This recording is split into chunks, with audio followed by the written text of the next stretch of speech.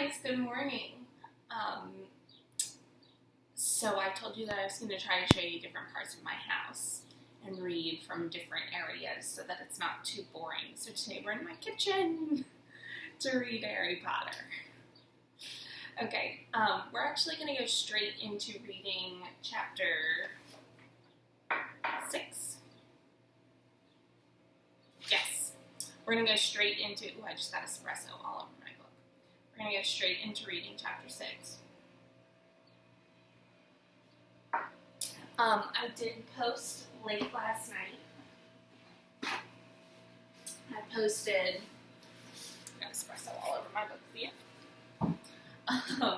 Late last night I posted a quiz on chapters 3 through 5. So I'm going to give you guys a little chance to take that, and then I'll go through the quiz on a video and a video response in a little while. So we're going to go straight into chapter 6 today. When we left Harry, Hagrid had put him on a train to go back to the Dursleys and wait until September 1st for him to get to Hogwarts. We don't know exactly what the date is, or do we? Because it was his birthday. I don't remember. But not that important. We know that there's some time, but probably not too much time that he has to wait in order to get to Hogwarts on September 1st. And I'm looking at the first sentence of chapter 6, and it tells us it's a month. So he has a month to wait to get out to Hogwarts. Alright, so the journey from platform 9 3/4. Harry's last month with the Dursleys wasn't fun. True, Dudley was now so scared of Harry he wouldn't stay in the same room, while Aunt Petunia and Uncle Vernon didn't shut Harry in his cupboard, force him to do anything, or shout at him. In fact, they didn't speak to him at all.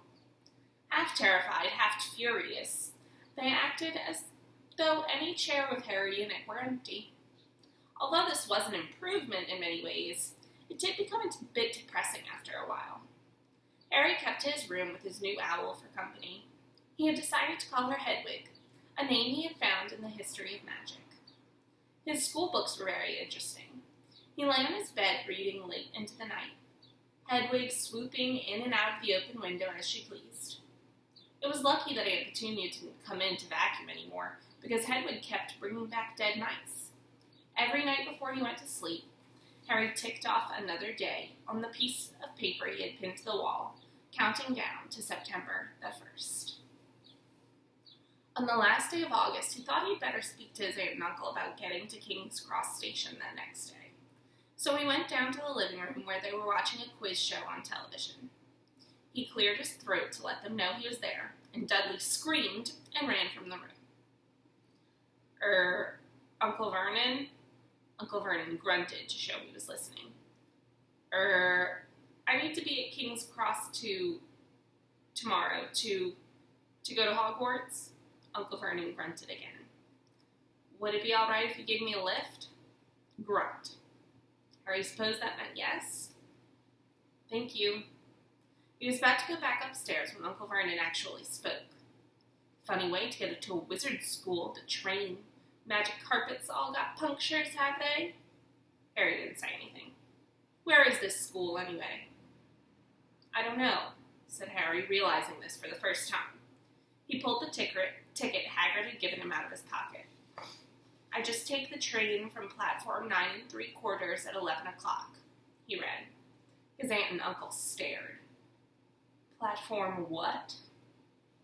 9 3/4? Don't talk rubbish, said Uncle Vernon. There is no platform 9 3/4. It's on my ticket. Barking, said Uncle Vernon. Howling mad, the lot of them. You'll see. You just wait. All right, we'll take you to King's Cross. We're going up to London tomorrow anyway, or I wouldn't bother. Why are you going to London? Harry asked, trying to keep things friendly. Taking Dudley to the hospital, growled Uncle Vernon. Got to have that ruddy tail removed before he goes to Smeltings. Harry woke at 5 o'clock the next morning and was too excited and nervous to go back to sleep. He got up and pulled on his jeans because he didn't want to walk into the station in his wizard's robes. he'd change on the train. He checked his Hogwarts list yet again to make sure he had everything he needed. He saw that Hagrid was shut safely in her cage, and then paced the room, waiting for the Dursleys to get up. 2 hours later, Harry's huge, heavy trunk had been loaded into the Dursleys' car. Aunt Petunia had talked Dudley into sitting next to Harry, and they had set off. They reached King's Cross at 10:30. Uncle Vernon dumped Harry's trunk into a cart and wheeled it into the train station for him. Harry thought this was strangely kind, until Uncle Vernon stopped dead, facing the platforms, with a nasty grin on his face. "Well, there you are, boy. Platform 9, platform 10. Your platform should be somewhere in the middle, but they don't seem to have been built yet, do they?" Sorry, I should have stopped this earlier and told you what a platform is. So a platform in the literal sense of the word is something that you stand on. Like you can go and stand on a platform, and it's usually raised a little bit.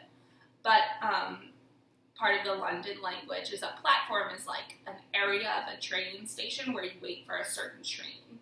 Kind of like if you've ever been to the airport and you go to a gate. It's kind of the same idea, as you go to that area and wait for that train, and it's the area where the train comes in, and it actually is raised in comparison to where the train comes in. The train will come in down below on the tracks, and then the platform is raised so that you can walk right across into the train. So think about what's the problem here. And what do you think Harry's going to do to solve it? Or is there a solution? Let's see, top of page 91. He was quite right, of course. There was a big plastic number 9 over one platform, and a big plastic number 10 over the one next to it. And in the middle, nothing at all. "Have a good term," said Uncle Vernon with an even nastier smile. He left without another word. Harry turned and saw the Dursleys drive away. All 3 of them were laughing. Harry's mouth went rather dry. What on earth was he going to do? He was starting to attract a lot of funny looks because of Hedwig. He'd have to ask someone. He stopped a passing guard, but didn't dare mention platform 9 3/4. The guard had never heard of Hogwarts, and when Harry couldn't even tell him what part of the country it was in, he started to get annoyed, as though Harry were being stupid on purpose. Getting desperate, Harry asked for the train that left at 11 o'clock, but the guard said there wasn't one. In the end, the guard strode away, muttering about time wasters. Harry was now trying hard not to panic. According to the large clock over the arrivals board, he had 10 minutes left to get on the train to Hogwarts, and he had no idea how to do it. He was stranded in the middle of the station with a trunk he could hardly lift, a pocket full of wizard money, and a large owl.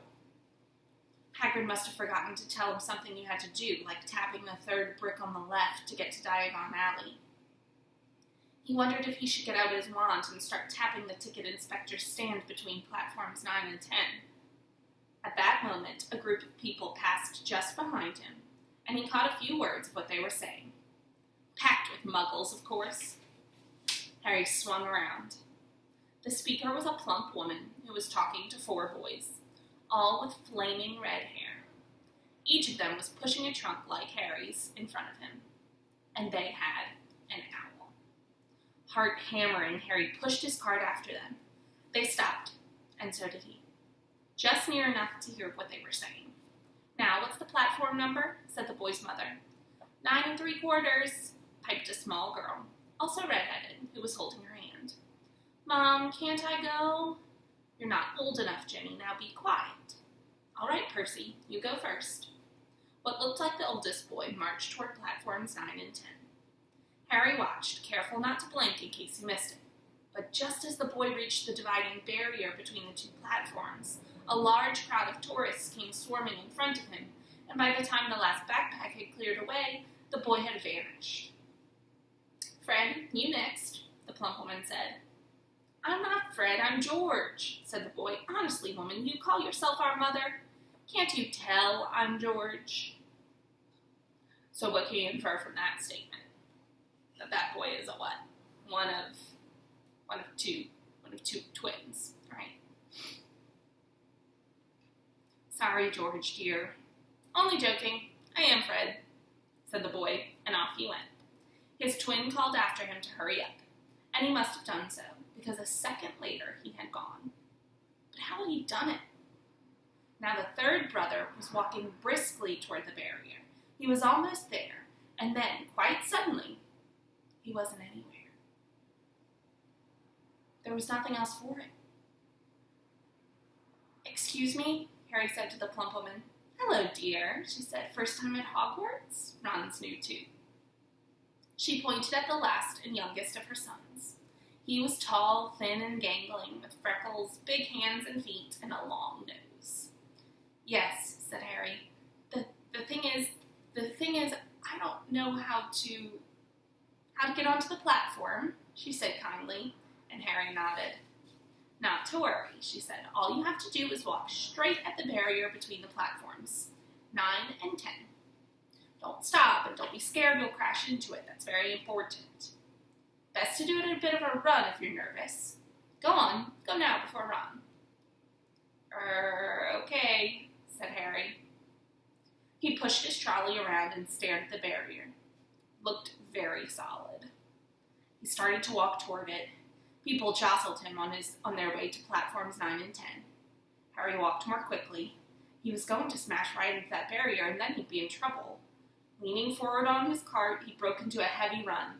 The barrier was coming nearer and nearer. He wouldn't be able to stop. The cart was out of control. He was a foot away. He closed his eyes, ready for the crash. It didn't come. He kept on running. He opened his eyes. A scarlet steam engine was waiting next to the platform, packed with people. A sign overhead said Hogwarts Express, 11 o'clock. Harry looked behind him and saw wrought iron archway where the barrier had been, with the words, Platform 9 3/4 on it. He had done it. Smoke from the engine drifted over the heads of the chattering crowd, while cats of every color wound here and there between their legs. Owls hooted to one another in a disgruntled sort of way, over the babble and the scraping of heavy trunks. The first few carriages were already packed with students, some hanging out of the window to talk to their families, some fighting over seats. Harry pushed his cart off down the platform in search of an empty seat. He passed a round-faced boy who was saying, Gran, I've lost my toad again. Oh, Neville, he heard the woman sigh. A boy with dreadlocks was surrounded by a small crowd. Give us a look, Lee. Go on. The boy lifted the lid of a box in his arms, and the people around him shrieked and yelled as something inside poked out a long, hairy leg. Harry pressed on through the crowd until he found an empty compartment near the end of the train. He put Hedwig inside first, and then started to shove and heave his trunk toward the train door. He tried to lift it up the steps, but could hardly raise one end, and twice he dropped it painfully on his foot. Want a hand? It was one of the red-haired twins he'd followed through the barrier. Yes, please, Harry panted. Oi, Fred, come here and help. With the twins' help, Harry's trunk was at last tucked away in a corner of the compartment. So this little redhead family, we know a couple of their names. If you've seen the movie, then you know who they are. But this little redheaded family, what traits could we give them? Think about what they know about Harry. Not much, right? And Harry's asked for their help. And they've given it to him without any kind of anything, right? They just helped him right away, no matter what. What traits could we give to them? Thanks, said Harry, pushing his sweaty hair out of his eyes. What's that? Said one of the twins suddenly, pointing at Harry's lightning scar. Blimey, said the other twin. Are you? He is, said the first twin. Aren't you? He added to Harry. What? Said Harry. Harry Potter, chorused the twins. Oh, him, said Harry. Yes, I am. The boys gawked at him, and Harry felt himself turning red. Then, to his relief, a voice came floating in through the train's door. Fred, George, are you there? Coming, Mom. With a last look at Harry, the twins hopped off the train. Harry sat down next to the window, where, half hidden, he could watch the red-haired family on the platform and hear what they were saying. Their mother had just taken out her handkerchief. "Ron, you've got something on your nose." The youngest boy tried to jerk out of the way, but she grabbed him and began rubbing the end of his nose. "Mom, get off!" He wriggled free. "Has Ickle Ronnie got something on his nose?" said one of the twins. "Shut up," said Ron. "Where's Percy?" said their mother. "He's coming now." The oldest boy came striding into sight. He had already changed into his billowing black Hogwarts robes, and Harry noticed a shiny silver badge on his chest with the letter P on it. "I can't stay long, Mother," he said. "I'm up front. The prefects have got 2 compartments to themselves." We're going to learn more about that word prefect in a minute. I want you to think about what do you think it means. Use your context clues, and then we'll come back to it before next chapter. "I'm up front. The prefects have got 2 compartments to themselves." "Oh, are you a prefect, Percy?" said one of the twins with an air of great surprise. "You should have said something. We had no idea." "Hang on, I think I remember him saying something about it," said the other twin. "Once, or twice, a minute, all summer." "Oh, shut up," said Percy, the prefect. "How come Percy gets new robes anyway?" said one of the twins. "Because he's a prefect," said their mother fondly. "All right, dear, we'll have a good term. Send me an owl when we get there." She kissed Percy on the cheek, and he left. Then she turned to the twins. So we can tell that a prefect is some sort of role to be proud of, some sort of maybe leadership role or something like that. We'll learn more about it as we keep going. Now you two, this year you behave yourselves. If I get one more owl telling me you've blown up a toilet or blown up a toilet. We've never blown up a toilet. Great idea, though. Thanks, Mom. It's not funny. And look after Ron. Don't worry. Ickle Ronnykins is safe with us. Shut up, said Ron again. He was almost as tall as the twins already, and his nose was still pink where his mother had rubbed it. Hey, Mom, guess what? Guess who we just met on the train? Harry leaned back quickly so they couldn't see him looking. You know that black-haired boy who was near us in the station? Know who he is? Who? Harry Potter. Harry heard the little girl's voice. Oh, Mom, can I go on the train and see him, Mom? Oh, please. You've already seen him, Ginny, and the poor boy isn't something you goggle at in a zoo. Is he really, Fred? How do you know? Asked him. Saw a scar. It's really there, like lightning. Poor dear, no wonder he was alone. I wondered. He was ever so polite when he asked how to get on the platform. Never mind that. Do you think he remembers what you-know-who looks like? Their mother suddenly became very stern. I forbid you to ask him, Fred. No, don't you dare. As though he needs reminding of that on his first day of school. So think about this mom right here. What are some traits of this mom? She's almost a very stereotypical mom, right? I recognize some of my mom in some of what she does and says. So think about some traits that we could use to describe this little redheaded mom. All right, keep your hair on. A whistle sounded. Hurry up, their mother said, and the 3 boys clambered onto the train. They leaned out of the window for her to kiss them goodbye, and their younger sister began to cry. Don't, Ginny, we'll send you lots of owls. We'll send you a Hogwarts toilet seat. George. Only joking, Mom. The train began to move. Harry saw the boy's mother waving and their sister half laughing, half crying, running to keep up with the train until it gathered too much speed, and then she fell back and waved. Harry watched the girl and her mother disappear as the train rounded the corner. Houses flashed past the window. Harry felt a great leap of excitement. He didn't know what he was going to, but it had better be better than what he was leaving behind.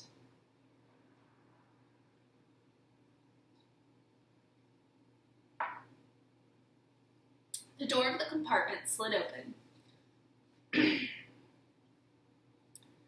and the youngest red-headed boy came in. "Anyone sitting there?"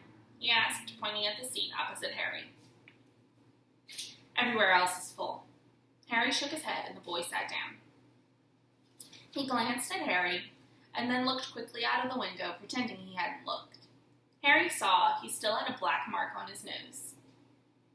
"Hey, Ron." The twins were back. "Listen, we're going down the middle of the train. Lee Jordan's got a giant tarantula down there." "Right," mumbled Ron. "Harry," said the other twin, "did we introduce ourselves?" "Fred and George Weasley. And this is Ron, our brother."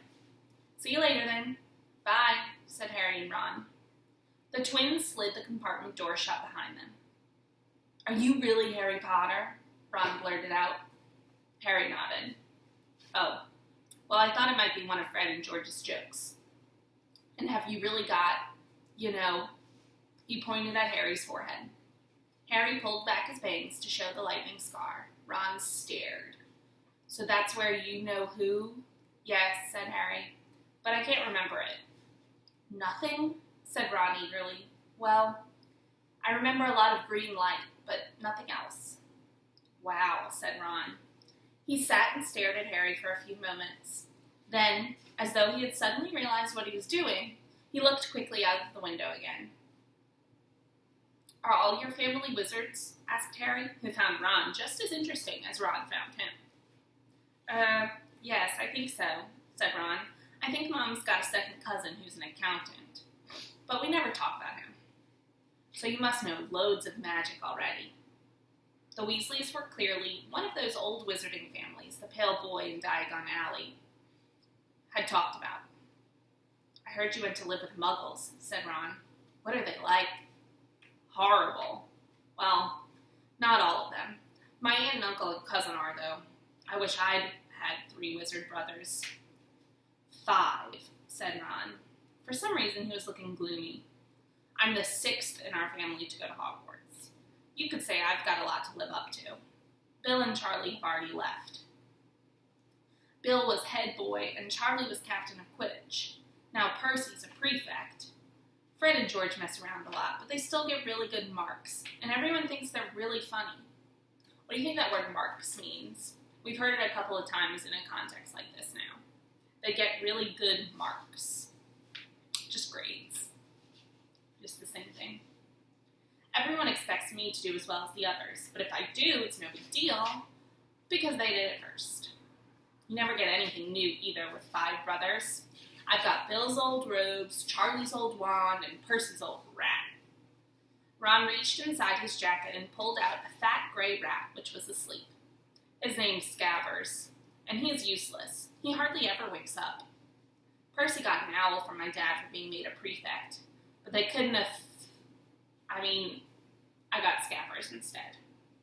Ron's ears went pink. He seemed to think he'd said too much, because he went back to staring out of the window. Harry didn't think there was anything wrong with not being able to afford an owl.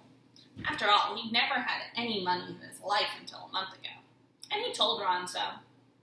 All about having to wear Dudley's old clothes and never getting proper birthday presents.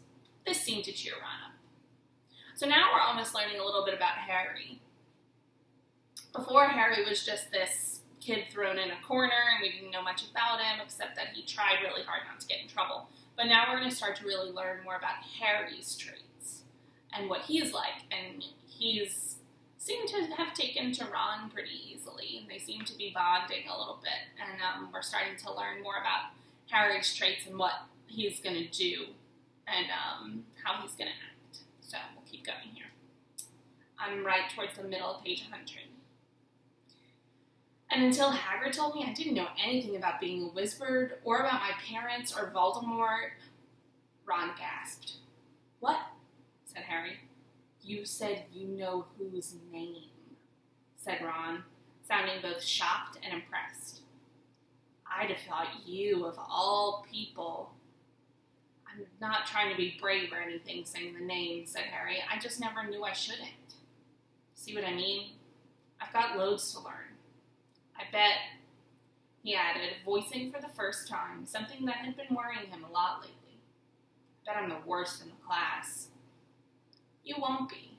There's loads of people who come from Muggle families, and they learn quick enough." While they had been talking, the train had carried them out of London.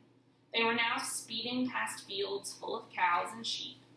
They were quiet for a time, watching the fields and lanes flit past.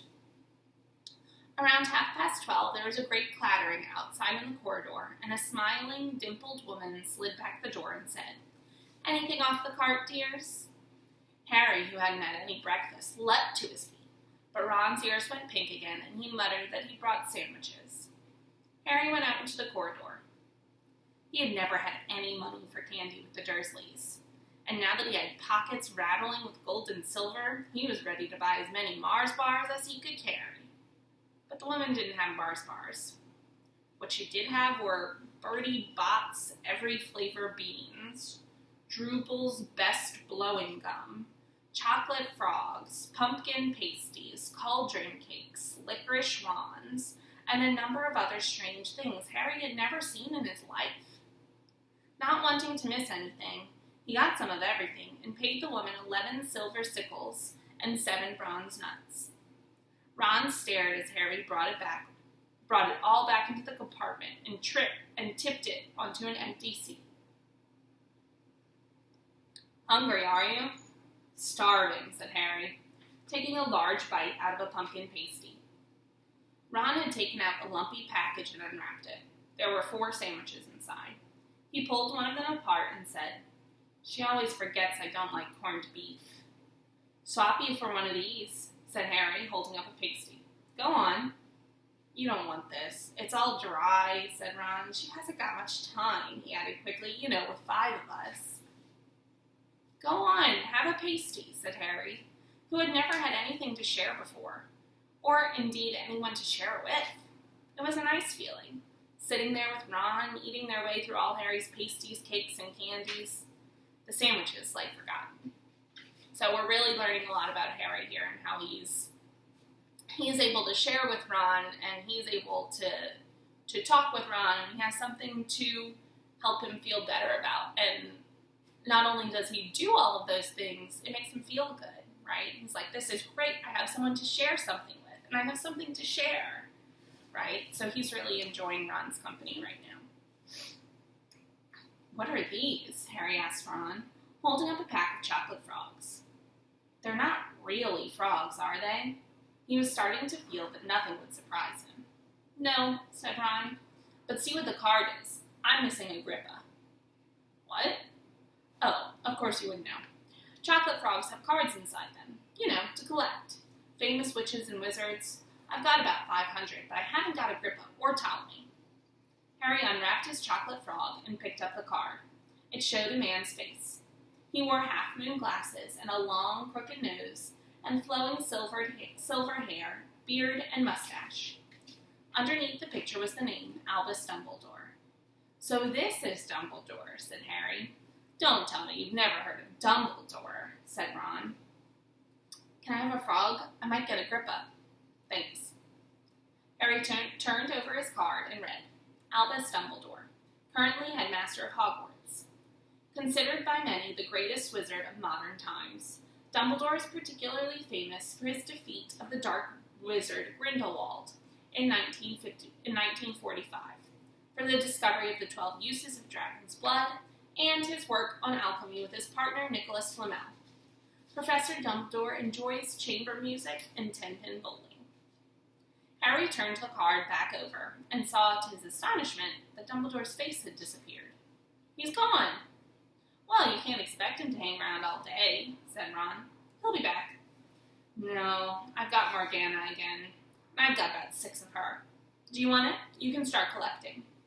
Ron's eyes strayed to the pile of chocolate frogs waiting to be unwrapped. "Help yourself," said Harry. "But in, the Muggle world, people just stay put in photos." "Do they? What, they don't move at all?" Ron sounded amazed. "Weird." Harry stared as Dumbledore sidled back into the picture on his card and gave him a small smile. Ron was more interested in eating the frogs than looking at the famous witches and wizards cards, but Harry couldn't keep his eyes off of them. Soon he had not only Dumbledore and Morgana, but Hengist of Woodcroft, Alberic Grunion, Circe, Paracelsus, and Merlin. He finally tore his eyes away from the druidess Cleodna, who was scratching her nose, to open a bag of Bertie Bott's every flavor beans. You want to be careful with those, Ron warned Harry.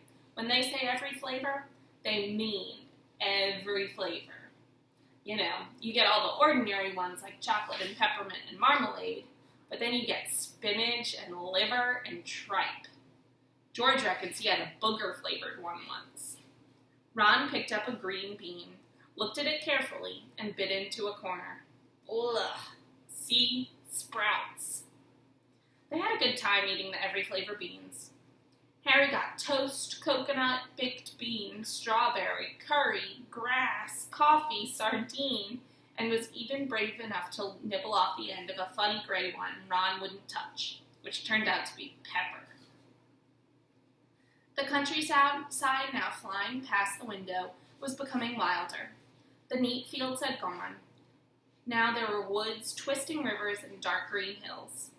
There was a knock on the door of their compartment, and the round-faced boy Harry had passed on platform 9 3/4 came in. He looked tearful. "Sorry," he said, "but have you seen a toad at all?" When they shook their heads, he wailed, "I've lost him. He keeps getting away from me." "He'll turn up," said Harry. "Yes," said the boy miserably. "Well, if you see him." He left. "Don't know why he's so bothered," said Ron. "If I'd brought a toad, I'd lose it as quick as I could. Mind you, I brought Scabbers, so I can't talk." The rat was still snoozing on Ron's lap. "He might have died and you wouldn't know the difference," said Ron in disgust. "I tried to turn him yellow yesterday to make him more interesting, but the spell didn't work." "I'll show you, look." He rummaged around in his trunk and pulled out a very battered-looking wand. It was chipped in places and something white was glinting at the end. Unicorn's hair nearly poking out. Anyway, he had just raised his wand when the compartment door slid open again. The toadless boy was back, but this time he had a girl with him. She was already wearing her new Hogwarts robes. "Has anyone seen a toad? Neville's lost one," she said. She had a bossy sort of voice, lots of bushy brown hair, and rather large front teeth. "We've already told him we haven't seen it," said Ron, but the girl wasn't listening. She was looking at the wand in his hand. "Oh, are you doing magic? Let's see it then." She sat down. Ron looked taken aback. All right." He cleared his throat. "Sunshine, daisies, butter, mellow, turn this stupid fat rat yellow." He waved his wand, but nothing happened. Scabbers stayed gray and fast asleep. "Are you sure that spell's real?" said the girl. "Well, it's not very good, is it? I've tried a few simple spells just for practice, and it's all worked for me.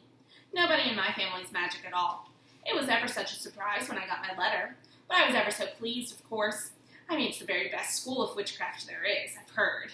I've learned all of our course books by heart, of course. I just hope it will be enough. I'm Hermione Granger, by the way. Who are you?" She said all this very fast. Harry looked at Ron and was relieved to see by his sun face that he hadn't learned all the course books by heart either. "I'm Ron Weasley," Ron muttered. "Harry Potter," said Harry. "Are you really?" said Hermione. "I know all about you, of course. I got a few extra books for background reading, and you're in modern magical history, and the rise and fall of dark arts, and great wizarding events of the 20th century." "Am I?" said Harry, feeling dazed. "Goodness, didn't you know? I'd have found out everything I could if it was me," said Hermione. "Do either of you know what house you'll be in? I've been asking around, and I hope I'm in Gryffindor. It sounds by far the best. I hear Dumbledore himself was in it, but I suppose Ravenclaw wouldn't be too bad. Anyway, we better go look for Neville's toad. You two had better change, I expect we'll be there soon." Okay, so what are some character traits that we can use to describe Hermione, who we've just met? Think about all of that. And think about if she reminds you of anyone, especially as we go on. And she left, taking the toadless boy with her. "Whatever house I'm in, I sure hope she's not in it." said Ron. He threw his wand back into his trunk. Stupid spell. George gave it to me. Bet he knew it was a dud. What house are your brothers in? Asked Harry. Gryffindor, said Ron. Gloom seemed to be settling on him again. Mom and Dad were in it, too. I don't know what they'll say if I'm not. I don't suppose Ravenclaw would be too bad, but imagine if they put me in Slytherin. That's the house vault. I mean, you know who was in? Yeah, said Ron. He flopped back into his seat, looking depressed. You know, I think the ends of Scabbers' whiskers are a bit lighter, said Harry, trying to take Ron's mind off houses. So what do your older brothers do now that they've left anyway? Harry was wondering what a wizard did once he'd finished school. Charlie's in Romania studying dragons, and Bill's in Africa doing something for Gringotts, said Ron. Did you hear about Gringotts? It's been all over the Daily Prophet, but I don't suppose you get that with the Muggles. Someone tried to rob a high-security vault. Harry stared. Really? What happened to them? Nothing. That's why it's such big news. They haven't been caught. My dad says it must have been a powerful dark wizard to get round Gringotts, but they don't think they took anything. That's what's odd. Of course, everyone gets scared when something like this happens in case you know who's behind it. Harry turned this news over in his mind. He was starting to get a prickle of fear every time you know who was mentioned. He supposed this was all a part of entering the magical world, but it had been a lot more comfortable saying Voldemort without worrying. What's your Quidditch team? Ron asked. I don't know any, Harry confessed. What? Ron looked dumbfounded. Oh, you wait. It's the best game in the world. And he was off, explaining all about the 4 balls and the position of the 7 players, describing famous games he'd been to with his brothers, and the broomstick he'd like to get if he had the money. He was just taking Harry through the finer points of the game when the compartment door slid open yet again. But it wasn't Neville, the toadless boy, or Hermione Granger this time.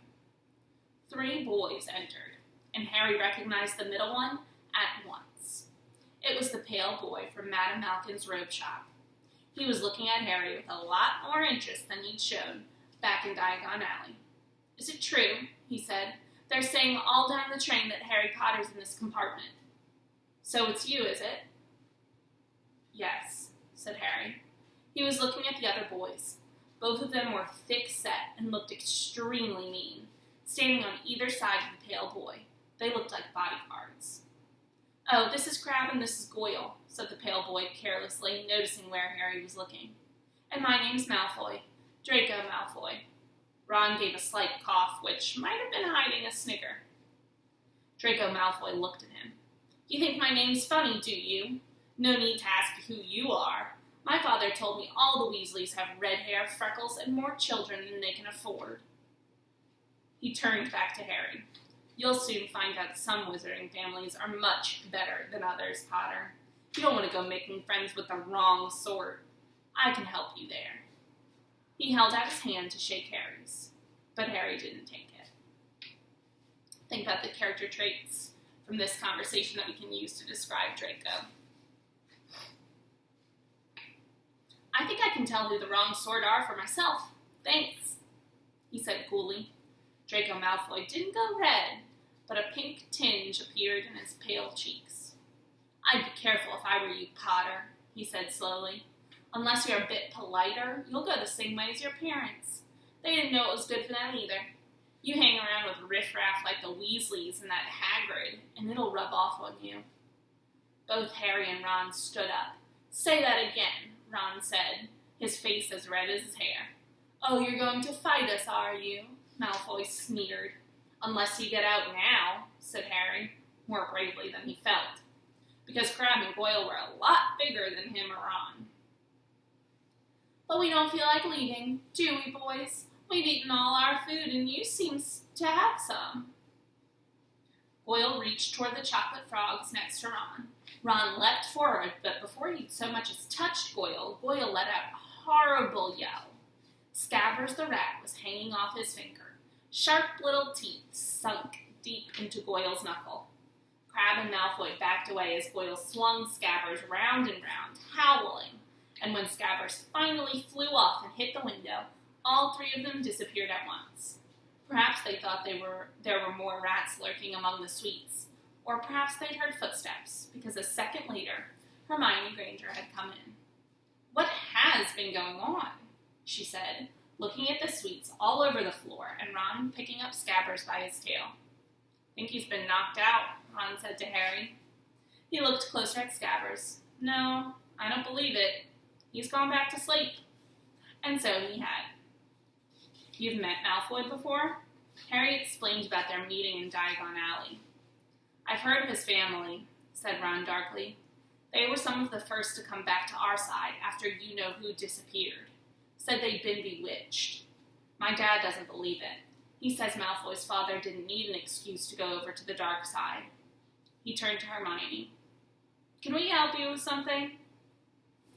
So that was an important paragraph. I want you to go back and reread that paragraph and figure out the connection between Draco Malfoy and Harry. "You better hurry up and put your robes on. I've just been up to the front to ask the conductor, and he says we're nearly there." "You haven't been fighting, have you?" "You'll be in trouble before we even get there." "Scabbers has been fighting, not us," said Ron, scowling at her. "Would you mind leaving while we change?" "All right. I only came in here because people outside are behaving very childishly, racing up and down the corridors," said Hermione in a sniffy voice. "And you've got dirt on your nose, by the way. Did you know?" Ron glared at her as he left. Harry peered out of the window. It was getting dark. He could see mountains and forests under a deep purple sky. The train did seem to be slowing down. He and Ron took off their jackets and pulled on their long black robes. Ron's were a bit short for him. You could see his sneakers underneath them. A voice echoed through the train. "We will be reaching Hogwarts in 5 minutes' time. Please leave your luggage on the train. It will be taken to the school separately." Harry's stomach lurched with nerves, and Ron, he saw, looked pale under his freckles. They crammed their pockets with the last of the sweets and joined the crowd thronging in the corridor. The train slowed right down and finally stopped. People pushed their way toward the door and out onto a tiny, dark platform. Harry shivered in the cold night air. Then a lamp came bobbing over the heads of the student, and Harry heard a familiar voice. First years over here. All right there, Harry." Hagrid's big, hairy face beamed over the sea of heads. "Come on, follow me. Any more first years? Mind your step now. First years, follow me." Slipping and stumbling, they followed Hagrid down what seemed to be a steep, narrow path. It was so dark on either side of them that Harry thought there must be thick trees there. Nobody spoke much. Neville, the boy who kept losing his toad, sniffed once or twice. "You'll get your first sight of Hogwarts in a sec," Hagrid called over his shoulder. "Just round this bend here." There was a loud ooh. The narrow path had opened suddenly onto the edge of a great black lake. Perched atop a high mountain, on the other side, its windows sparkling in the starry sky, was a vast castle with many turrets and towers. "No more forward to a boat," Hagrid called, pointing to a fleet of little boats sitting in the water by the shore. Harry and Ron were followed into their boat by Neville and Hermione. "Everyone in?" shouted Hagrid, who had a boat to himself. "Right then, forward!" And the fleet of little boats moved off all at once, gliding across the lake, which was as smooth as glass. Everyone was silent, staring up at the great castle overhead. It towered over them as they sailed nearer and nearer to the cliff on which it stood. "Heads down!" yelled Hagrid as the first boats reached the cliff. They all bent their heads, and the little boats carried them through a curtain of ivy that hid a wide opening in the cliff face.